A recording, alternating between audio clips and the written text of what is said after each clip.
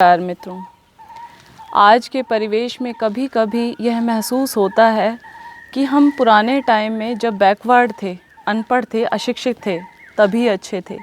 आज जितना ज़्यादा साइंस तरक्की करती जा रही है, हम उतना ही परेशान और दुखी होते जा रहे हैं। आश्चर्य की बात है कि एडवांस और बैकवर्ड की पहचान ही यह बन गई है। आज तरक्की और वैज्ञानिकता के नाम पर भारतीय नागरिक अपने स्वाभाविक खान पान, रहन सहन, दिनचर्या, संयम, सेवा, आहार विहार, वेशभूषा और भाषा तक को तिलांजलि देकर खुश होना चाहता है। वह गुलामी की प्रवृत्ति का शिकार होकर विदेशी संस्कृति को जल्दी से जल्दी अपनाने में अपना गौरव समझ रहा है।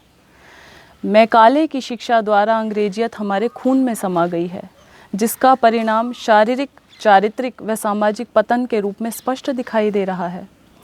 सर्वेक्षण करके देखें तो अनुभव से पाया गया कि सरकारी व निजी विद्यालयों में विद्यार्थियों का 90% धन और समय केवल अंग्रेजी की पढ़ाई में खर्च होता है, किंतु परीक्षा परिणाम देखने पर पता लगता है कि 90% विद्यार्थी अंग्रेजी में ही फेल होते हैं, जिसके कारण युवक आगे पढ़ने में असमर्थ हो जाते हैं। पब्लिक स्कूल के बच्चों में विशेष रूप से शारीरिक व मानसिक विकलांगता बढ़ रही है, जैसे चश्मा चढ़ना, नाक बंद, साइनस, गले टॉन्सिल के बीमार, चिड़चिड़ापन, पेटूपन, पेट की खराबी, जिद्दीपन, माता पिता के झूठे लाड़ प्यार से देर तक उठना, टीवी देखना पूरा दिन भर, अपने आप को बहुत सुपीरियरिटी कॉम्प्लेक्स में आ जाना, अपने से बड़ों पर व्यंग्य कसना आदि दोष होने से पूरी शिक्षा यदि अच्छे से हो जाए और नौकरी ना मिले तो वह दुराचारी, अनाचारी और क्रूर अपराधी बन जाते हैं। जबकि आज तक कोई युवक जो गुरुकुल और संस्कृत पाठशालाओं में पढ़ा हुआ है अपराधी नहीं बना। ऐसे तरक्की वाले मॉडल जो आज एडवांस और फॉरवर्ड के नाम से बोला जाता है, माफ़ कीजिएगा, मैंने ये डेफिनेशन दी है एडवांस और फॉरवर्ड की जो आज के टाइम में सत्य है। बैठकर पेशाब करने वाला बैकवर्ड और खड़े खड़े दीवार पर पेशाब करने वाला एडवांस। बैठकर नीचे धरती पर पालती मार करके भोजन करने वाला बैकवर्ड। जूतों सहित खड़े खड़े चरने वाला एडवांस।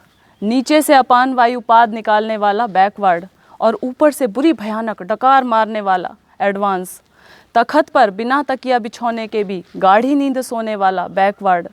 सुंदर बेड पर फोम के गद्दों में एसी की हवा में भी अनिद्रा तनाव का शिकार, गोली खाकर करवट बदलने वाला एडवांस। और सादा भोजन, देशी वेशभूषा, सदा स्वस्थ, हट्टा कट्ठा, स्वस्थ शरीर वाला, सहज भाषा में खरी खरी बात करने वाला बैकवर्ड। सिंथेटिक और प्लास्टिक जैसे वस्त्रों में लिपटा हुआ, बहुत तंग या बहुत ढीले, अर्धनग्न दिखने वाली पोशाक पहनकर हर समय जूते जुराबों में घोड़े की तरह कसा हुआ दुष्चरित्र तथाकथित युवक और युवती। प्रकृति से कोसों दूर, चश्मा चढ़ा हुआ, तोंद बढ़ा हुआ, नज़ला जुखाम का सदा रोगी, बीपी का शिकार, सिर गंजा, अंग्रेजियत में धंसा हुआ, डॉक्टरों की जांच रिपोर्ट की फाइलें लिए हुए, कानूनी भाषा बोलने वाला, स्वयं परेशान और दूसरों को परेशान करने वाला, तनाव में रहने वाला एडवांस सभ्य और शिक्षित समझे बैठा है अपने आप को। आज़ादी की मातृभाषा बोलने वाला बैकवर्ड और गुलामी की अंग्रेजी भाषा बोलने वाले को हम एडवांस मानते हैं। इन उदाहरणों की वास्तविकता को देखकर मैं भगवान से यही प्रार्थना करूंगी कि ऐसी तरक्की से तो हम बैकवर्ड ही अच्छे हैं। क्या मिला हमें ऐसी फूहड़ शिक्षा से, ऐसी तनाव देने वाली सभ्यता से और परेशान करने वाले शिष्टाचार से? किंतु एक तथ्य यह भी है कि आवश्यकता ही आविष्कार की जननी है। जब मनुष्य की संख्या अधिक होने पर ज़्यादा सुविधा का इच्छुक बनकर अपनी इच्छाओं का दास हो अनुचित मार्ग से संग्रह का रास्ता अपनाया, अति संग्रह के परिणाम स्वरूप सामाजिक संतुलन और अभाव बढ़ गया। फिर एक दूसरे की आपस में प्रतिस्पर्धा और ईर्ष्या द्वेष बढ़ गए। बस यह चक्र आज का व्यक्ति पूरे समाज, राष्ट्र और अंतर्राष्ट्रीय स्तर पर फैल गया, जो विकराल रूप धारण कर रहा है। एक व्यक्ति दूसरे का शोषक बन रहा है, आदमी को आदमी खा रहा है। एक राष्ट्र दूसरे राष्ट्र को समाप्त कर सारी सुविधा संपत्ति अपने पास समेट लेना चाहता है। और यह तथ्यपूर्ण सत्य है। भस्मासुर की भांति हिंसा और संग्रह की प्रवृत्ति स्वयं शोषक और हिंसक को ही खा जाती है। आज के मानव का यह नारा ही मुझे चालाकी और धृष्टतापूर्ण लगता है, जो हर जगह लिखा होता है, लिव एंड लेट लिव, अर्थात जियो और जीने दो, इसके भेदपूर्ण अर्थ हैं।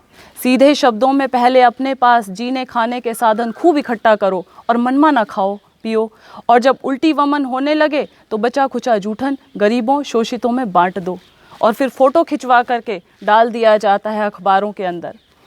उन पर एहसान कर लो एक कवि के शब्दों में, बांटता है कंबल चमड़ी लोगों की उतार के, हज को चली है बिल्ली 900 चूहे मार के।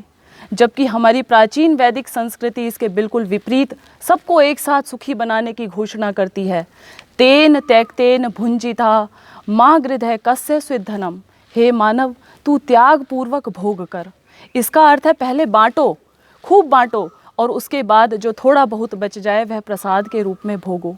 कितना विशाल आदर्श और जीवन का, जिसमें अभाव, तनाव और असंतुलन की गुंजाइश ही नहीं रही। इस प्रकार अपने जीवन को सदा शांत, सुखी और प्रसन्न रखते हुए शतायु 100 वर्ष जीने की शिक्षा दी जाती है। नमस्कार।